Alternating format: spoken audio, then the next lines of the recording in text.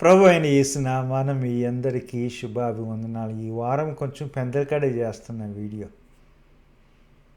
ఎందుకంటే ఈ యొక్క వాక్య భాగంలో ఒక ఎన్నిక. అనగనగా ఒక అడవిలో చెట్లు పెట్టుకున్న ఎన్నికలు, ఇక అవే ఎలక్షన్ కమిషను, అవే ఓట్లు వేయడం, అవే ఓట్లు వేయించుకోవడం.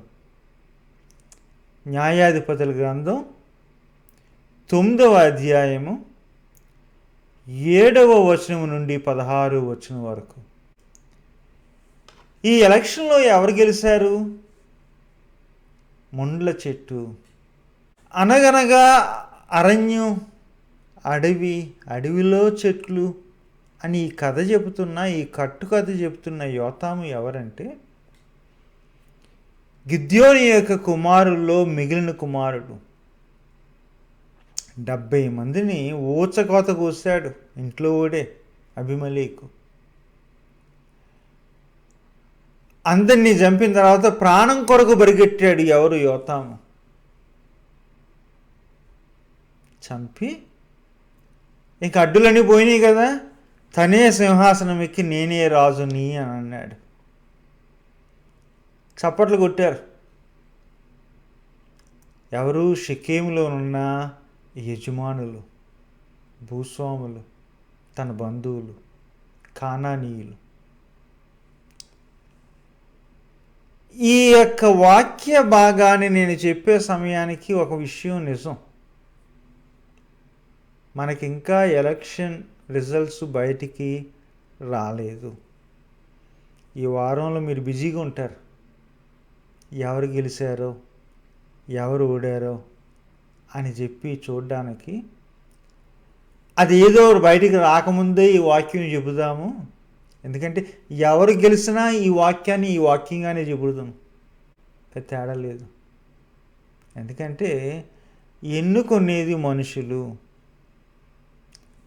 ఎన్నుకునే మనుషుల గురించి యోతాము చెప్పిన కథ దేవుని వాక్యంలో ఉన్న కథ.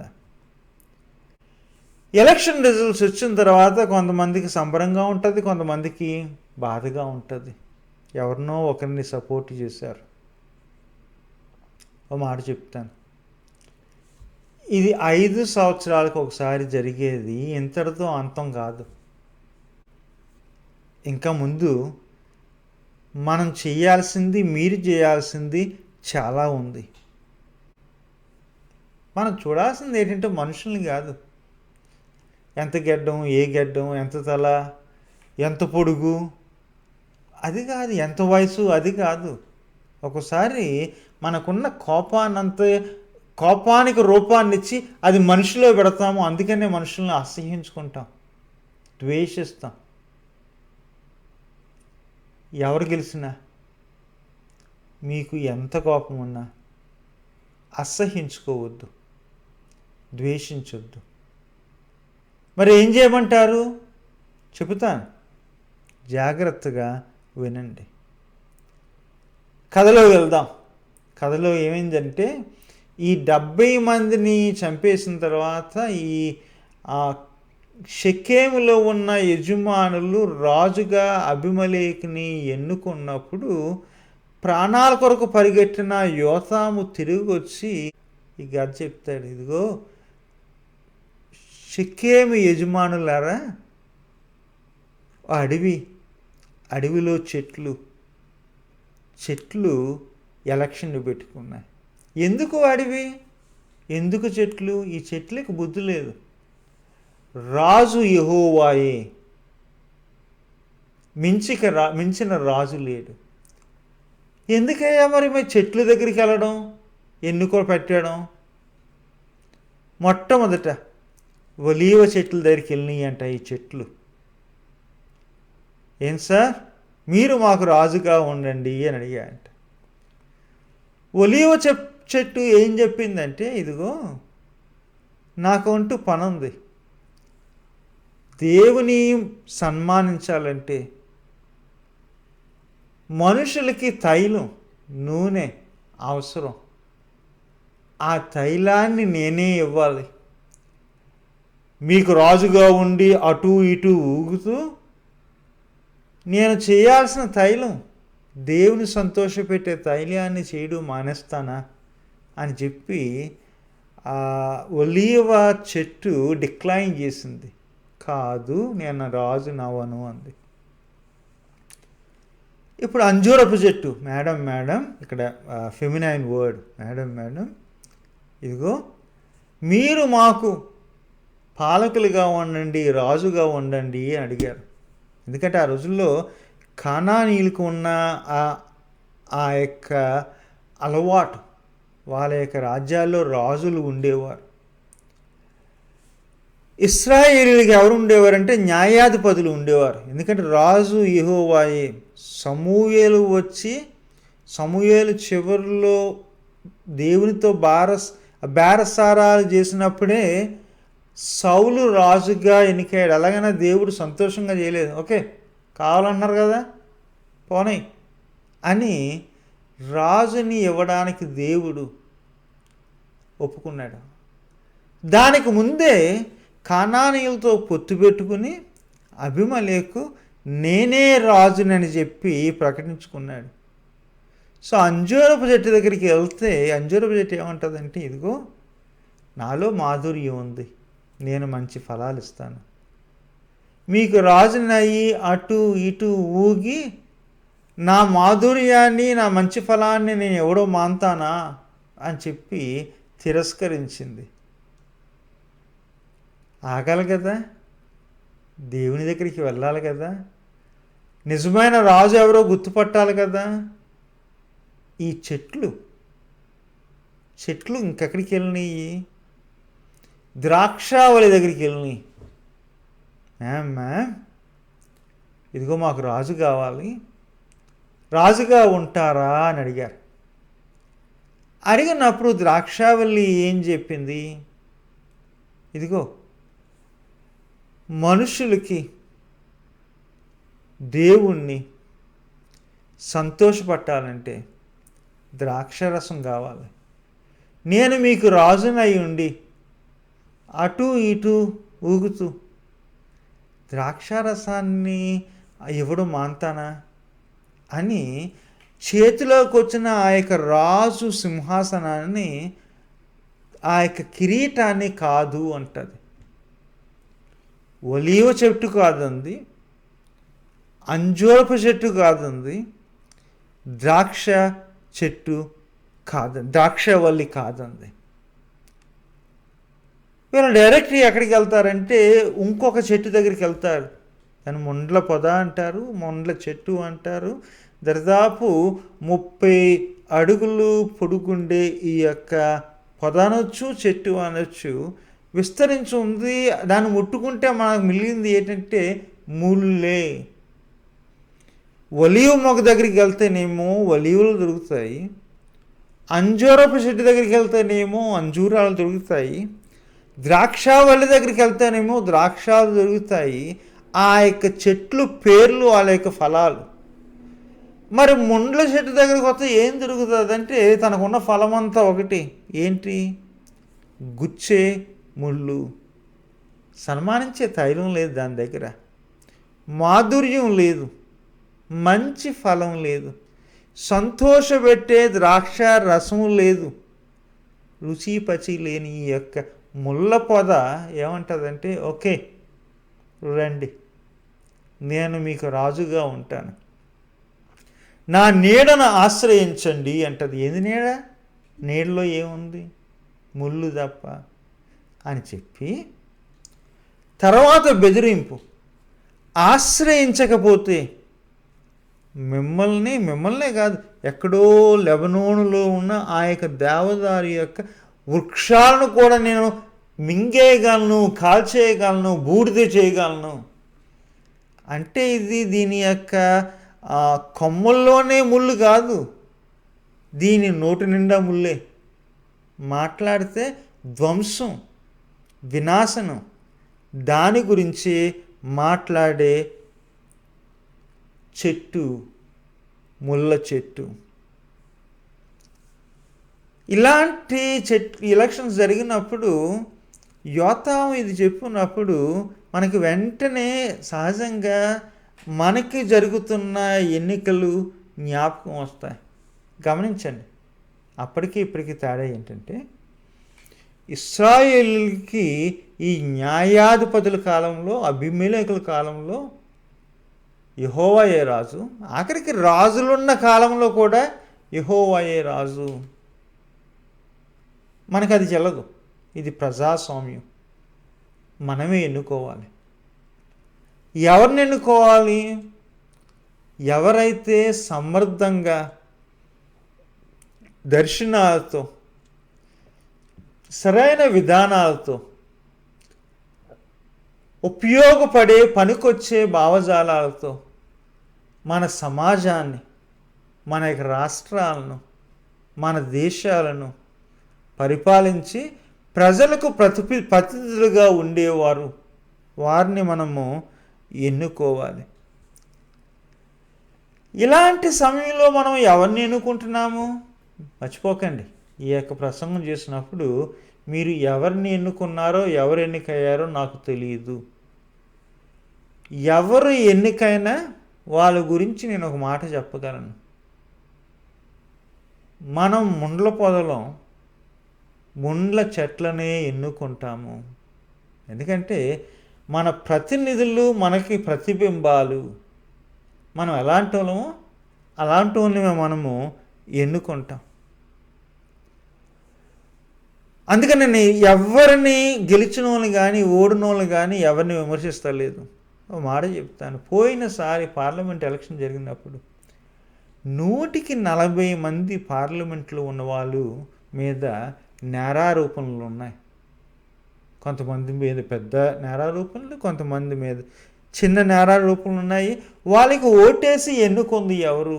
నేరస్తులను. అందులో కొంతమంది హత్యలు చేసి జైల్లో ఉండాల్సిన వాళ్ళు చట్టసభల్లో కూర్చున్నారు. వాళ్ళకి ఓటేసి ఎన్నుకున్నది ఎవరు? మానభంగాలు చేసిన వాళ్ళు వచ్చిన సన్మానించి సిగ్గు లేకుండా చట్టసభల్లో కూర్చున్న నాయకులు కూడా ఉన్నారు. వాళ్ళకి ఓటేసి ఎన్నుకున్నది ఎవరు? భూములు కబ్జాలు చేసుకుంటూ పేదలను అన్యాయంగా తరిమిగొట్టి ప్రాణాలు తీసే, హింసకు అలవాటు పడిన హంతకులు, మోసగాళ్ళు, భ్రష్టులు ఎక్కడ కూర్చున్నారయ్యా? చెరసాలలో కాదు. చెరసాలలో కూర్చోవలసిన వాళ్ళు ఇప్పుడు చట్టసభల్లో మంత్రులుగా కూర్చున్నారు. వాళ్ళకి ఓటేసింది ఎవరు? ఎన్నుకుంది ఎవరు? ఒక మాట చెప్తాను. ఎన్నుకునే వారి కన్నా ఎన్నుకొనబడిన వాళ్ళు పెద్దోళ్ళు ఏం కాదు. మన రకమే వాళ్ళు. మనలో ఉన్న మోసం వాళ్ళలో కనబడుతుంది. మనలో ఉన్న దగాకోరుతనం వాళ్ళలో కనబడుతుంది. కావాలని చెప్పి మనం ఓటేసి పంపించాము.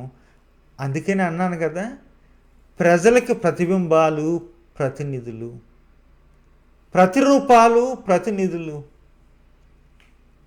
పైన మారదు కిందకి మారకపోతే, ప్రజలు మారకపోతే ప్రతినిధులు మారరు. ఆ బాధ్యత ఎవరి మీద ఉంది? ప్రజల మీదే ఉంది. ఇప్పుడు ఏం జరుగుతుంది ఈ న్యాయాధిపతుల కాలంలో? గిద్యోను తర్వాత గిద్యోనే అంటాడు. ఏమంటాడంటే, నేను కాదు, పరిపాలించేది యెహోవా అంటాడు. నేను కాదు, నా పిల్లలు కాదు, యెహోవాయే పరిపాలించాలి. ఎందుకంటే అప్పుడే మిద్యోను వచ్చి వాళ్ళని ఓడించినప్పుడు గిద్యోను వెళ్ళి ఆ యొక్క మిద్యోను మీద యుద్ధం చేసి విడిపించినప్పుడు వీళ్ళు తృప్తిగా ఏం చేస్తారంటే, నువ్వు మాకు రాజుగా ఉండయ్యా అంటాడు. అందుకే గిద్యోను అంటాడు, నేను కాదు, దేవుడే రాజు అని చెప్తాడు. నేను కాదు, నా పిల్లలే కాదు. ఆ ఇంట్లో ఒకడు ఉంటాడు, గిద్యోనికి పుట్టాడు ఎవరో తల్లి కనాను దేశం నుండి, షెకెము ప్రాంతం నుండి. తండ్రి మీద, అన్నల మీద ఆ యొక్క కిరీటం కొరకు, సింహాసనం కొరకు దాడి చేసి ఏం చేస్తాడంటే కనానీయులైన తన మేనమామల దగ్గరికి వెళ్తాడు. షెకెములో వెళ్ళి వాళ్ళతో పొత్తు పెట్టుకుంటాడు. ఇదిగో నేను మహామనిషిని, ఒక్కరినే పాలించగలను.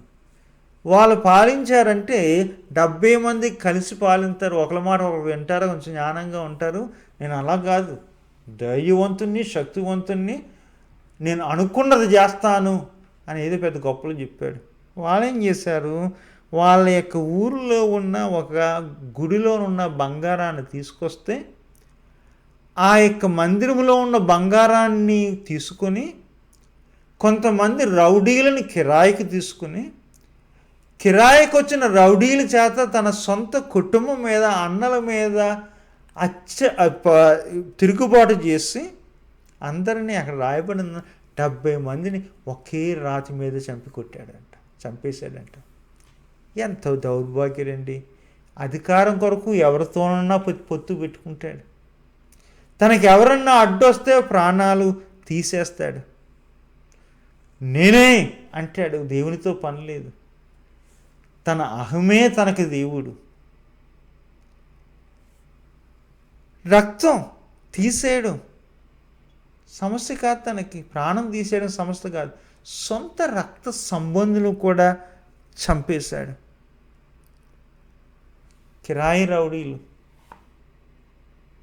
వాళ్ళతో తన యొక్క ప్రభుత్వాన్ని నడిపించడం మొదలుపెట్టాడు. ఎవరు? ఈ అబీమెలెకు. ఈ అబీమెలెకు రాజు అయిన తర్వాత యోతాము అంటాడు, ఇదిగో ఇక్కడ సెటిల్ అయిపోయారేంటి? ఒలీవ చెట్లు, అంజూరపు చెట్లు, ద్రాక్ష చెట్లు, ద్రాక్షవల్లి అక్కడ మొదలెట్టి ముళ్ళ చెట్టుతో సెటిల్ అయిపోయారేంటి? ముళ్ళ చెట్టుని ఎన్నుకున్నారేంటి?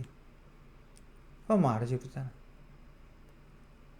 ఎలక్షన్ రిజల్ట్స్ వచ్చిన తర్వాత మన చట్టసభల్లో మనకి ఎదురయ్యేది, అందరూ కాదులేండి, చాలామంది, ఎవరు? అబీమెలెకు లాంటి నీతిమాలినోళ్ళు, దేవుణ్ణి కాదు, వాళ్ళ అహాన్ని వాళ్ళే పూజించుకునే అహంకారులు, హంతకులు. ఇలాంటి దారుణమైన మనుషులు మనకి ఎందుకు దొరుకుతారంటే మనము కావాలని కోరుకున్నాం కాబట్టి, ఎన్నుకున్నాం కాబట్టి. అంటారు, ఇదిగోండి మనకు ఉన్న అభ్యర్థులు లాంటి వాళ్ళు అని చెప్పేసి. ఒక మాట చెబుతాను, సరైన అభ్యర్థులు లేకపోతే సరైన అభ్యర్థుల్ని వెతకాల్సిన బాధ్యత లేదు. లేకపోతే మీలో కొంతమంది సమర్థం ఉన్నవాళ్ళు, నీతి న్యాయాలు, కరుణ, కృప, ప్రేమ ఉన్నవాళ్ళు, మనుషుల యొక్క మంచి ఆలోచించేవాళ్ళు సిద్ధపడండి, నేను ఉన్నాను అని చెప్పండి. ముళ్ళ పొదల వరకు మనుషుల్ని వెళ్ళనివ్వద్దు, ఎందుకంటే మిగిలేవి అవే. ఈ యోతాము చెప్పిన కథలో మనం నేర్చుకునే పాఠాలు ఏంటి? ఇదిగో మనం ఎన్నుకుంటాం కదా, మనలాంటి వాళ్ళని ఎన్నుకుంటాము. 2, రాజు, మన రాజు దైవం.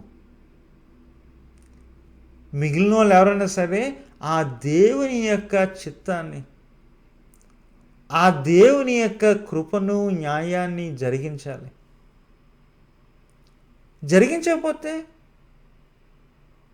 వాళ్ళని ప్రశ్నించే బాధ్యత మనకుంది.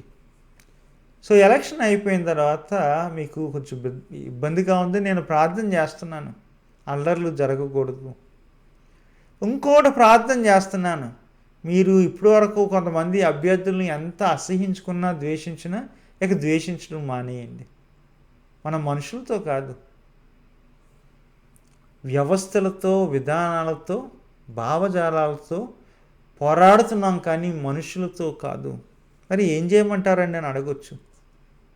ప్రార్థించండి.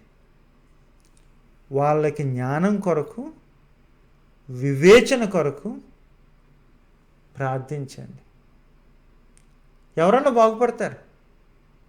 ఎంతలాంటి వాళ్ళు బాగుపడతారు ప్రార్థన చేసినప్పుడు. 2, మరొక ప్రశ్నించండి. చాలా దేశాల్లో ప్రజాస్వామ్యాలు ఎందుకు నిలబడతాయంటే, మన దేశంలో ఓటేసి 5 సంవత్సరాలకు మాట్లాడడం, ఇంకా వాళ్ళకి లైసెన్స్, నువ్వు ఏం చేసుకుంటావు చేసుకో అని చెప్పేసి. మధ్యలో ఎదురైనప్పుడు ఫోన్ చేసి అడగాలి, ఏం చేస్తున్నారు, ఇలా ఎందుకు చేస్తున్నారు. వాళ్ళు ఏదైనా తేడా వచ్చినప్పుడు, తేడా చేసినప్పుడు ధైర్యం చేసి ప్రశ్నించండి. ఇదిగో ఎట్ ద బెస్ట్ ప్రాణాలు తీస్తారు, జ్ఞాపకాలు చెరపలేరు, న్యాయాన్ని, నీతిని వాళ్ళు చెరపలేరు. ప్రార్థించండి, ప్రశ్నించండి. ప్రార్థించి ప్రశ్నించిన తర్వాత ఇంకొక ఉంది, ప్రకటించండి. ఏంటి? సిలువ విలువలు, త్యాగం, నీతి, న్యాయం, కనికరం, కృప, ప్రేమ. మనం సాక్షులం అండి. ప్రశ్నించే ప్రవక్తలము, ప్రకటించే సాక్షులము. మన జీవితాలు అన్నీ కనబడాలి. ఎక్కడన్నా కనబడకపోతే అక్కడ మనము ప్రకటించాలి. సో ఎవరు గెలిచినా నెక్స్ట్ 5 సంవత్సరాల్లో నిర్మోహమాటంగా ఈ విలువలు, సిలువ విలువలను ప్రకటించండి. ఇదేనండి యోతాము చెప్పిన ఆ కథ, కట్టుకథ. అనగనగా అడవి, చెట్లు, ఎన్నిక. ఈరోజు ఆ వాక్యం మీకు నేర్పిస్తున్న నీతి, ఇదిగో మీరు ఎన్నుకున్నారు, మీలాంటి వాళ్ళు ఎన్నుకున్నారు. మించిపోయింది ఏమీ లేదు. ప్రార్థించండి. తప్పుదారి పెట్టారా? ప్రశ్నించండి. విలువలు మర్చిపోతున్నారా? సిలువ విలువల గురించి ప్రకటించండి. ఉంటారు మరి. సెలవు.